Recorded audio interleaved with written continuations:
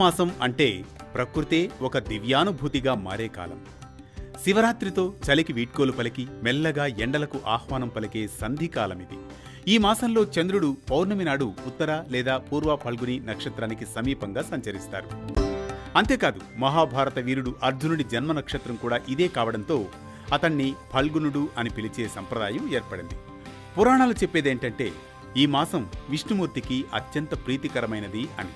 ప్రాచీన కాలంలో దితి అదితి అని ఈ పాల్గొన మాసంలోనే పయోవ్రతాన్ని ఆచరించి వామనావతారంగా శ్రీ మహావిష్ణువుకు జన్మనిచ్చారని విశ్వాసం.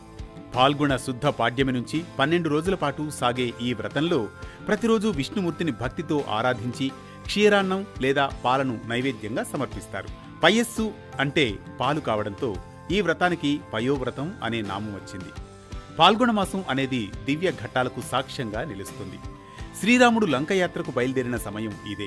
పాల కడల నుంచి లక్ష్మీదేవి అవతరించిన ఘడియ కూడా ఈ మాసంలోనే జరిగింది. ధర్మరాజు జన్మ, రామకృష్ణ పరమహంస వంటి మహానుభావుల ఆవిర్భావం కూడా పాల్గొన మాసంలోనే జరిగింది.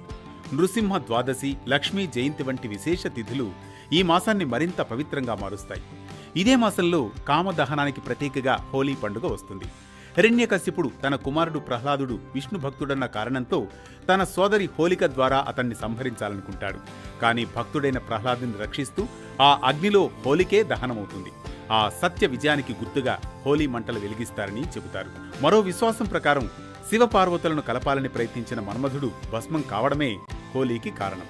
అలాగే బహుళపక్షంలో వచ్చే పాప విమోచన ఏకాదశి నాడు విష్ణు పూజ చేస్తే జన్మ జన్మాంతర కర్మబంధాలు తొలగిపోతాయని నమ్మకం. కోరుకొండ తీర్థం, మధుర మీనాక్షి కళ్యాణం వంటి అనేక స్థానిక ఉత్సవాలు కూడా ఈ మాసానికే శోభ తీసుకువస్తాయి. ఇలా పాల్గొన మాసం భక్తికి, ఉత్సవాలకు, ఆధ్యాత్మిక ఆనందానికి సంపూర్ణమైన కాలంగా భక్తుల జీవితాల్లో వెలుగులు నింపుతుంది.